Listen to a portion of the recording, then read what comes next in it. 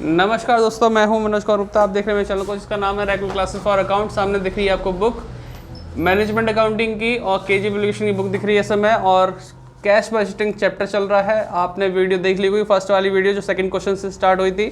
आज हम third question कराएंगे। इसका थर्ड क्वेश्चन पढ़ने के लिए शिवानी पढ़ना बेटा, स्क्रीनशॉट ले लेना बेटा जो वीडियो देख रहे हैं। शिवानी पढ़ो। Krishna Company Limited wishes to arrange overdraft limits with its banker for the 3 months period ending on June 2005. The various forecasts are given below. तो यहाँ Krishna company limited wishes to arrange overdraft limits with its banker for 3 month, यानी कि इसको overdraft की ज़रूरत पड़ती है। Overdraft की लिमिट को सेट करना चाहते हैं 3 महीने के हिसाब से क्या क्या होना चाहिए इसकी। और यहाँ पर हमें गिवन है सेल्स, परचेज और वेजेस। आपको डिसाइड कर लेना है किस हेड से आपको पैसा मिलना है, किससे आपको पेमेंट करना है। तो सेल से पैसा मिल सकता है और परचेज में पेमेंट करना पड़ता है और वेजेस में पेमेंट करना पड़ता है। नीचे कुछ हमें जानकारी है additional Additional information available was as follows. First, cash balance on 1st April 2005 was ₹10,000. 10,000 का कैश बैलेंस रखा opening. Second, 50% of sales are released in month following realise in the month of following. हाँ, the sale and the remaining sales in the second month following. कहना चाह रहा है ये point कि भाई 50% of the sale are realise in the month following the sale, मतलब जिस महीने सेल हुई उससे अगले महीने इसका 50% मिलता है। बाकी का जो है रिमेनिंग 50% सेकेंड मंथ फॉलोइंग, मतलब अगले दूसरे महीने में मिलता है इसमें, है ना। यानी कि पहला जो 50% है वो सेल के अगले महीने, और जो अगला जो सेकंड 50% है वो उससे भी अगले महीने। वो जब हम सॉल्व करेंगे तो ज़्यादा क्लियर रहेगा, अभी बोलने में ज़्यादा समझ में नहीं आएगा आपको। आगे Creditors will be paid in cash in the month of purchase. Creator को जो पेमेंट करते हैं उसी महीने पेमेंट करते हैं जिस महीने हम खरीदते हैं। जैसे जनवरी में खरीदा, जनवरी का जनवरी में पेमेंट कर दिया, है ना। आगे all All sales are on credit. सारी की सेल जो है हमारी क्रेडिट है। आगे लिखा है on the On the basis of above information, prepare a cash budget for the quarter ending 30 June 2025 and indicate the bank overdraft limits which the company will. हाँ, तो हमें उनकी ओवरड्राफ्ट लिमिट को भी सेट करके बताना है ईच मंथ की क्या होगी। और 30 जून एंडिंग के लिए 3 महीने का क्वार्टर का बनाना है आपको, है ना। तो जून में एंडिंग होने वाले 3 महीने कौन कौन से हैं? एक तो अप्रैल, एक मई और एक जून। 3 महीने का हमें बनाना है क्वार्टर एंडिंग, ठीक है। तो चलो लिख के दिखाते हैं, क्वेश्चन को सॉल्व कराते हैं इसको। तो क्वेश्चन नंबर 3 है ना। तो आपको यहाँ पे बजट बनाना है क्वार्टर एंडिंग 30 जून के लिए। क्वार्टर में 3 महीने होते हैं, अप्रैल, मई, जून। यहाँ लिखेंगे cash budget period ending 3 month. 3 month कौन से?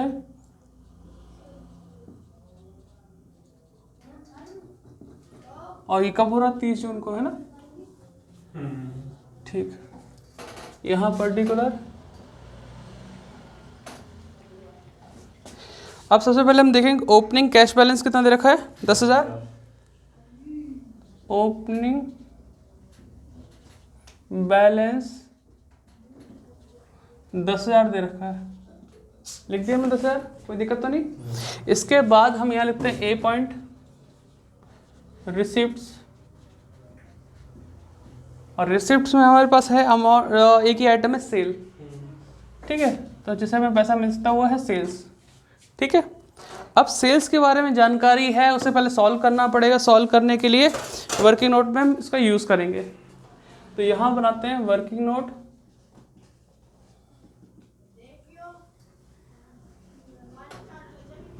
First sales.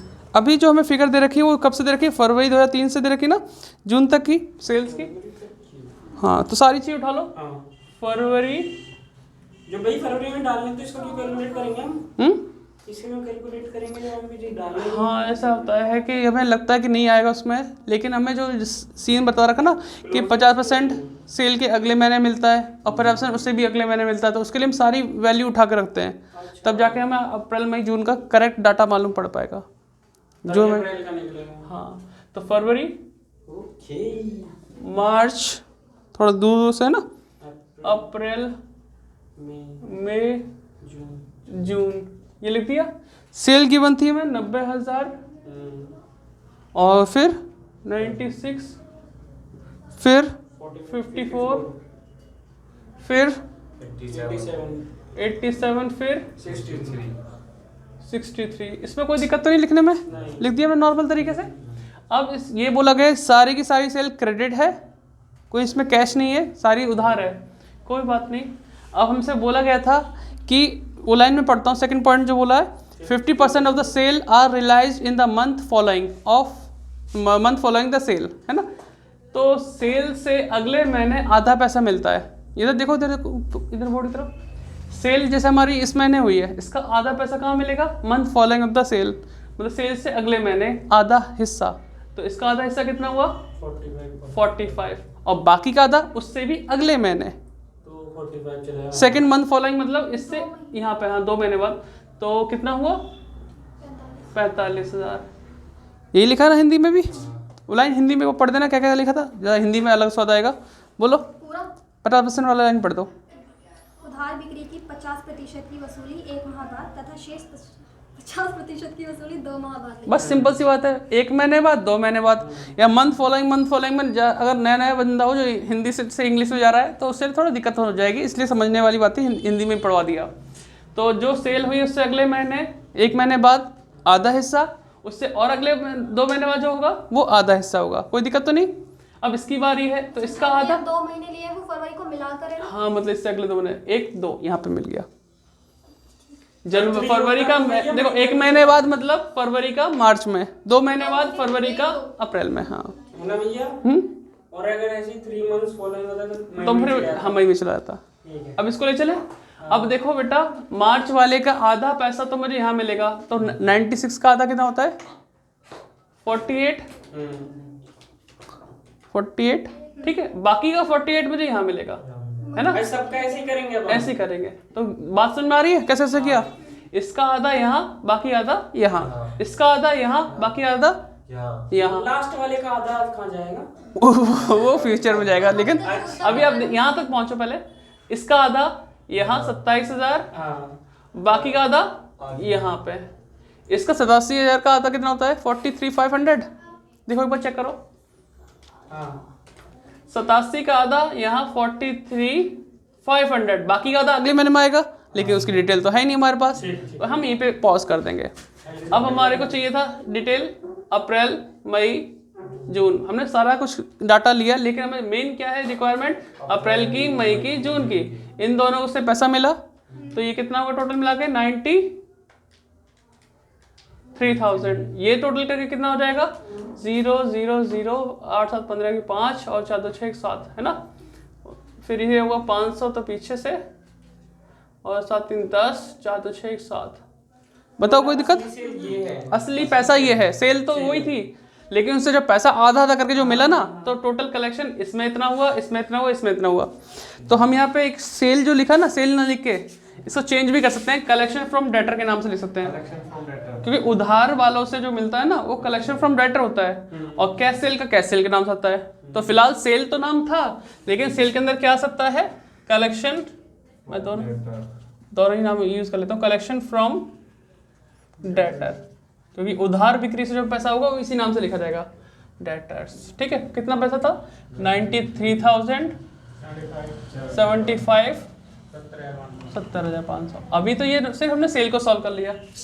परचेज के लिए क्या बोला इसने? बोला creditor will be paid in cash in the month of purchase.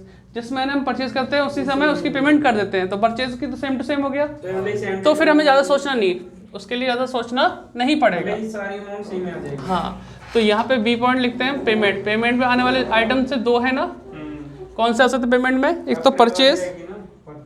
तो परचेज आ सकता है, और एक वेजेस। ठीक है बेटा। तो परचेज में बोला उसने क्रेडिटर को पेमेंट जो होगी वो सेम टू सेम मंथ होगी, तो ज़्यादा सोचना नहीं, सिर्फ 3 महीने की उठाओ। परचेज कौन सी है?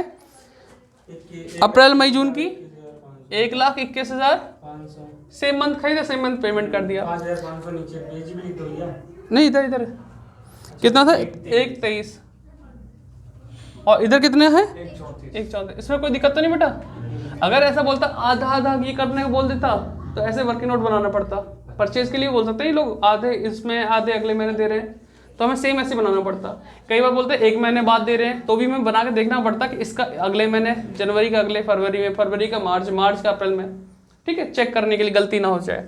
वेजेस के लिए कोई नहीं बोला ना हमसे, तो वेजेस भी हम मानेंगे सेम टू सेम मंथ है, सेम टू सेम। अप्रैल की वेजेस कितनी दिख रही है हमें? 5,500। फिर इसकी देखो दूसरे वाले की 5,000, तीसरे वाले की 7,500। बताओ इसमें कोई दिक्कत है? अतुल कहाँ वहीं पे घूम रहे हो? दोबारा बता दो। आप एंड बता देना। ठीक है तुम बताओ। दोबारा बता दो वो वाले। चलो एंड बता दो, अपना अभी से टोटल करना सिखा देता हूँ, है ना? मेरा टाइम भी बचेगा, वीडियो छोटी रहेगी, वरना बड़ी हो जाएगी फिर देखते नहीं ये लोग, स्किप कर करके देखते हैं। तो बेटा देखो टोटल करने के लिए हम दोनों जोड़ेंगे तो कितना है? 1,03,000। ये गलती मत करना कि सबका टोटल एक बार में करने लिख के बैठ गए, नहीं, क्योंकि क्लोजिंग से ओपनिंग जाना पड़ता ना, उसका ध्यान रखना पड़ेगा। मैं तो हमने सिर्फ इसका टोटल किया अप्रैल का, तो 1,03,000 रुपये ये है टोटल रिसिप्ट्स, ठीक है। ए हेडिंग होगी हमारी। बी हेडिंग क्या आ जाएगी? Total payment.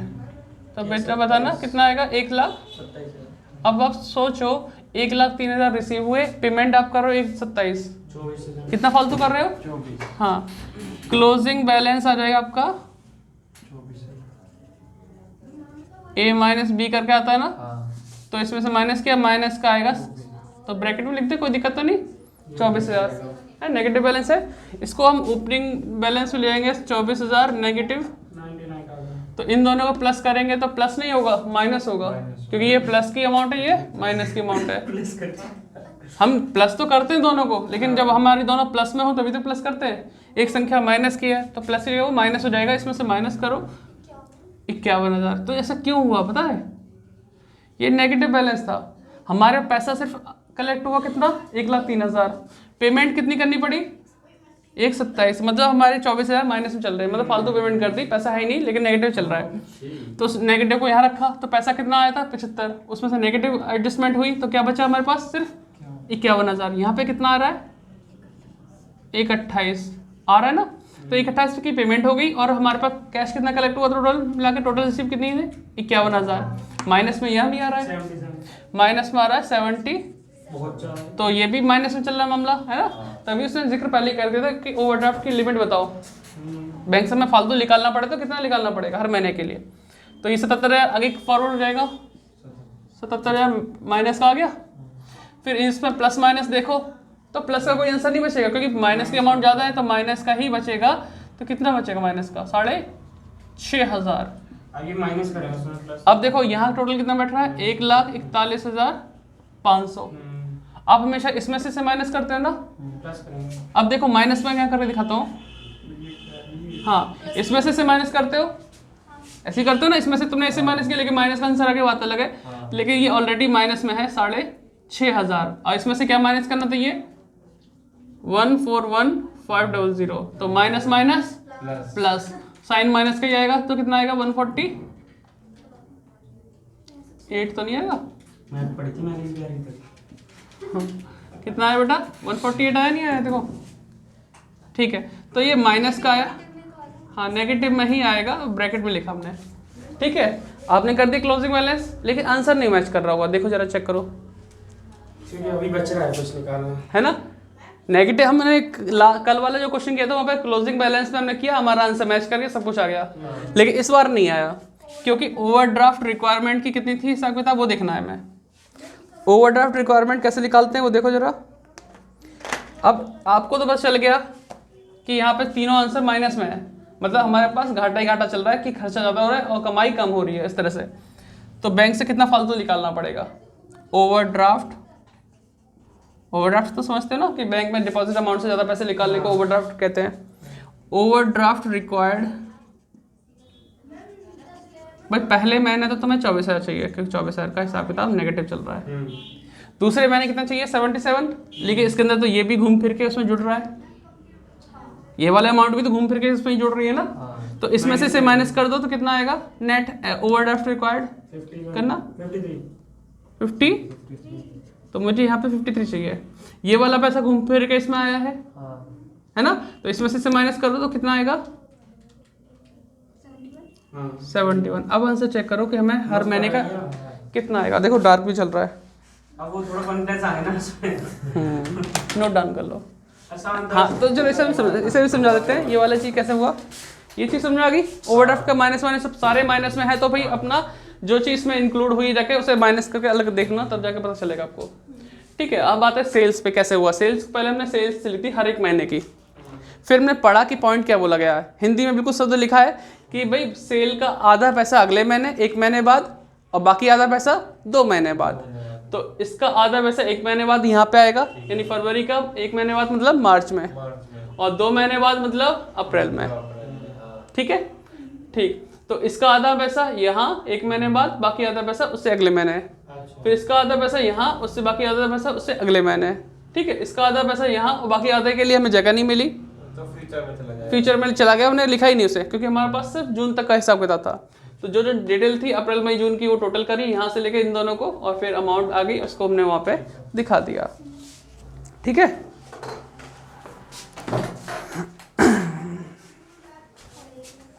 16 मिनट लग गए। मच्छर बैठा है इस पे, मारो इसे, चल जाए दो। मार दो जी, क्या जा रहा हूँ। बीमारी पता बहुत आजकल बीमारी होने लगी है मच्छर मारने ना। कल मैं ऐसे गया मेडिकल के पास, हमने जो नहीं भावना मेडिकल सामने जो है शॉप, वहाँ भी काफ़ी मरीज लाइन लगाए वेटिंग में खड़े।